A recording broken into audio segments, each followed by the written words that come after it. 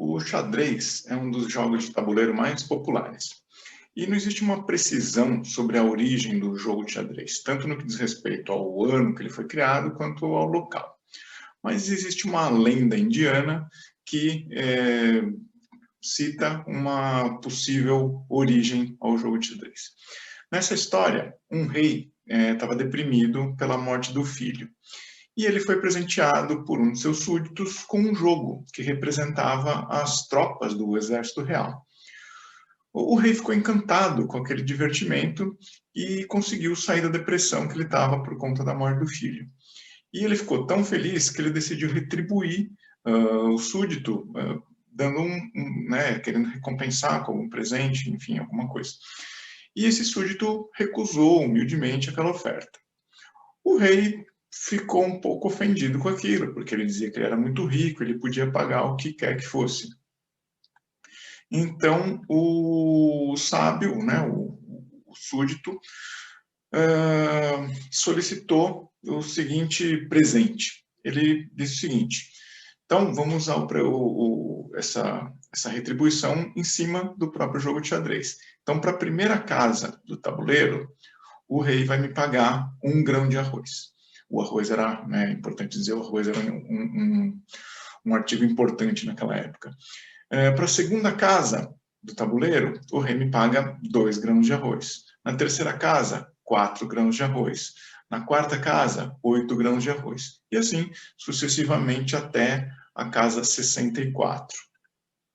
Ou seja, matematicamente, isso significa 1 mais 2 mais 4 mais 8 mais 16 mais 32 mais 64, assim vai, até cumprir todas as casas. Na notação científica, isso seria 2 vezes 10 elevado a 264. Ou, em número absoluto, esse número que eu nem sei dizer como é que se fala o tamanho, como é que se lê esse número. Isso equivale mais ou menos a 400 milhões de quilos de arroz. Com isso, o rei ficou bastante frustrado quando ele viu a quantidade de grãos de arroz que ele teria que pagar para aquele súdito. E, obviamente, não pôde pagar. Mas, ao mesmo tempo, ele ficou muito encantado com aquele jogo que exaltava as maravilhas da matemática. Ou seja, no caso, a maravilha da matemática é a escala exponencial ou a progressão geométrica. Assim como o soberano daquela lenda ficou deslumbrado, a função exponencial ainda hoje desafia a mente humana, pela complexidade que ela tem. Algumas pesquisas em psicologia cognitiva apontam que o nosso cérebro realmente tem dificuldade em entender relações não lineares. A prova disso é a recente pandemia de Covid, que ela se prolifera exponencialmente e, o que tudo indica, muita gente não consegue entender isso. E por que, de repente, o exponencial se tornou um assunto tão importante? Você já deve ter escutado que nós estamos vivendo a era exponencial.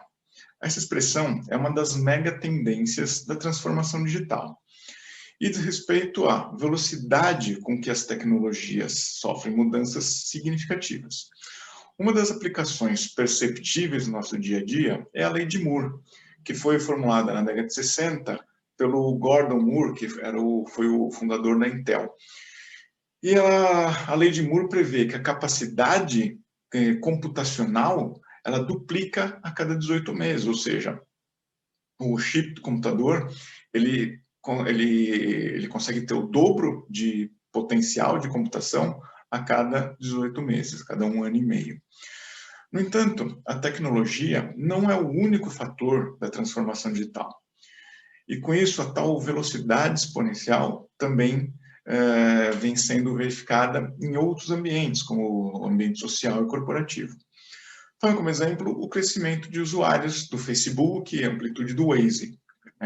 O Facebook hoje tem um crescimento de usuários muito mais estável, mas nos 10 primeiros anos ele tinha um crescimento praticamente exponencial de usuários no mundo inteiro. E isso nos leva à era das organizações exponenciais. O conceito de organização exponencial nasceu nas pesquisas do Salim Ismail, Yuri Van Gist e Michael Maloney, da Singularity University. Mais tarde, esse assunto também passou a ser objeto de estudo do futurista Peter Diamandis. Esses pesquisadores, eles se dedicam às tecnologias disruptivas, tais como computação infinita, computação quântica, sensores, inteligência artificial, robótica, manufatura digital, biologia sintética, medicina digital e nanomateriais.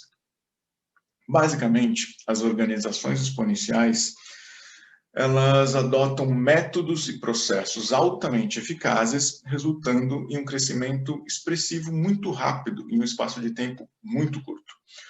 Para esse resultado, em alguns casos, até 10 vezes mais rápido, essas organizações funcionam numa lógica completamente diferente das empresas tradicionais. Ou seja, elas usam um modelo de negócio escalável.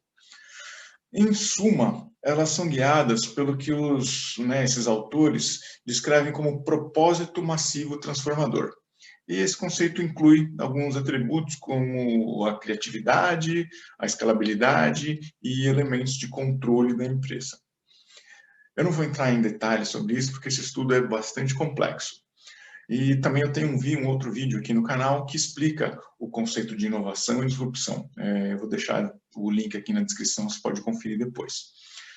Nessa nova era da informação, a informação é o novo capital. Daí surge o conceito de data-driven. Esse conceito orienta que as decisões e ações da empresa sejam definidas com base em dados analíticos. E isso é um grande desafio, porque as informações estão disponíveis para todo lado, mas elas precisam ser organizadas e interpretadas antes de serem utilizadas para alguma tomada de decisão. Mas antes disso tudo, as organizações exponenciais exigem do empreendedor uma nova mentalidade, mais ágil, mais flexível e descentralizada. Dessa forma, a cultura organizacional anda de mãos dadas com os modelos de negócio escaláveis. E como implementar a escalabilidade exponencial? Na abertura desse vídeo, eu afirmei que a mente humana tem dificuldade em compreender o crescimento exponencial, a escala em progressão geométrica. Se muita gente apenas para entender a propagação de um vírus, imagina como é planejar uma empresa usando a escala exponencial. Algumas organizações nascidas nos meios digitais, ou seja, nos últimos 10, 15 ou 20 anos até, elas já possuem um potencial para essa habilidade nos seus DNAs. Mas as empresas mais antigas, independente do porte, precisam passar por uma adaptação. Para facilitar esse processo, o Peter Diamandis elaborou um modelo chamado 6Ds da digitalização. Basicamente, ele resume as etapas, essas 6 etapas, nesse gráfico.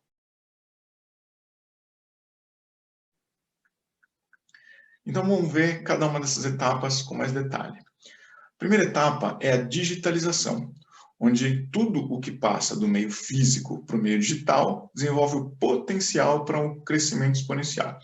Eu quero abrir um parênteses aqui para dizer que existe uma diferença entre digitalização e informatização, não é só um jogo de palavras.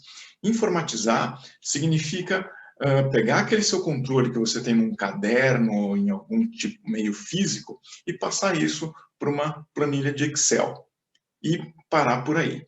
Digitalização significa, além de passar do meio físico para o meio digital, ter alguma atitude proativa em cima disso, ou seja, a partir daquilo que foi passado para o Excel, o empresário tira relatórios, fazer análises, enfim, uma série de recursos que esse meio digital permite e que aquele meio físico não permitia anteriormente.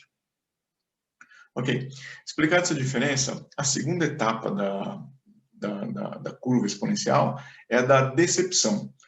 Na verdade, nessa etapa, a curva ainda não começou a subir, ela ainda está naquela fase quase reta, né? Porque é uma característica da curva exponencial. Então, por isso que nessa fase é a decepção, porque as mudanças demoram para ser percebidas, são passa o tempo e elas são quase imperceptíveis.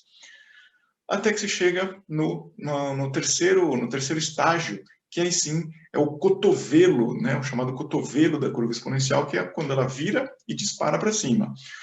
Nesse ponto é que a curva ultrapassa o que seria uma curva de crescimento linear em relação ao tempo, né? E aí ela sobe aceleradamente e rompendo tudo que existe e cria um novo normal, porque ela destrói tudo que existia antes. A partir daí, vem algumas etapas um pouco mais complexas. A quarta etapa seria a desmonetização. Ao promover uma disrupção, essa nova empresa, ela tira o dinheiro que circulava nos mercados anteriores. E aqui surgem aquelas companhias gigantes que fornecem uma série de serviços digitais que são gratuitos para a maioria dos usuários. Alguns exemplos disso são o Google, o Facebook, Evernote, Dropbox e tantos outros serviços que você pode usar as versões gratuitas, com alguma limitação, claro, mas geralmente são serviços que atendem a maioria das pessoas. A próxima etapa é da desmaterialização. Ao ficar sem dinheiro, e essa etapa trata das empresas que não estão acompanhando, né, essa curva, porque esse mercado que ocupavam as empresas que estão fora desse modelo, esse mercado fica sem dinheiro e os produtos e serviços sofrem disrupção, né? Eles são tornados obsoletos e tendem a desaparecer do mercado. É o que a gente já viu acontecer, por exemplo, com a revelação e ampliação de foto. E, por último, vem a democratização. E ela ocorre quando os produtos e serviços são transformados em bits e colocados numa plataforma digital, num volume tão alto, tão grande, que o preço desses serviços atinge o valor ou zero ou muito próximo de zero. Esse é o conceito que o Jeremy Rifkin chama de sociedade com custo marginal zero. É um livro muito importante para se ler, para entender esse momento que a gente está vivendo, em que a tendência é que as grandes empresas sigam esse caminho. E, então, como implantar essa transformação digital? Na era exponencial, os ciclos de inovação e de mudanças nos negócios são muito mais acelerados e mais curtos. Então, eles obrigam as empresas a serem muito mais ágeis e adaptáveis. Isso acontece porque a ameaça de disrupção não vem daquele concorrente tradicional que você já costumava acompanhar. Nesse contexto, a disrupção muitas vezes surge inesperadamente, a partir de um substituto, de um novo entrante que sequer era conhecido. O modelo das 5 forças de Porter nunca foi tão útil como agora. E, para isso, é imprescindível entender que a transformação digital e a era da escalabilidade exponencial não se tratam apenas de tecnologias. A criação de uma mentalidade digital que possa modificar a cultura organizacional é a base dessa mudança que vai ocorrer também nos âmbitos social, ambiental, político e econômico. Enfim, o futuro já chegou. E você, como está se preparando para essa transformação digital e para essa era exponencial?